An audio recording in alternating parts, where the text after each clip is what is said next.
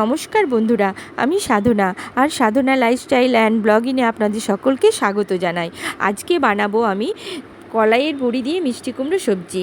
তো প্রথমে আমি কলাইয়ের বড়িটাকে ভালো করে ভেজে নিলাম। তারপর ওই কড়াইতে সর্ষের তেল আর দুটো লঙ্কা পাঁচফোড়ন দিয়ে কেটে রাখা সেই কুমড়ো আলুটাকে ভালো করে ভেজে নিচ্ছি।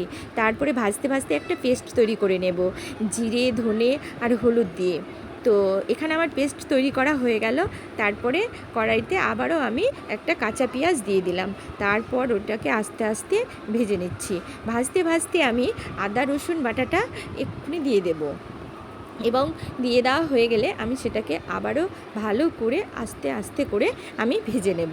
এবং ভেজে নেওয়া হয়ে গেলে সেই পেস্ট আমি দিয়ে দিচ্ছি, দিয়ে আঁচটা কমিয়ে আবারও আমি সেটাকে ভেজে নেব। এবং স্বাদ অনুযায়ী লবণ দিলাম, আর পরিমাণ মতো অল্প জল দিলেই হবে। তারপর সেটাকে আমি ঢেকে দেব, আর স্বাদ অনুযায়ী একটু চিনি দিলাম। তারপরে সেই ভেজে রেখেছিলাম সেই ভাঙা বড়িটা আমি এবার দিয়ে দেব। তো আমার মিষ্টি কুমড়ো খুব ফেভারিট, আবার অনেকের এই মিষ্টি কুমড়োতে অ্যালার্জি আছে, অনেকেই পছন্দ করেন না। তো আমার তো বেশ ভালোই লাগে। আমি এইভাবে মিষ্টি কুমড়ো সবজি বানালাম, এবং তোমাদের কার কার ভালো লাগলো কমেন্ট করে অবশ্যই জানাবে। আর পরবর্তী ব্লগে দেখা হচ্ছে। টাটা।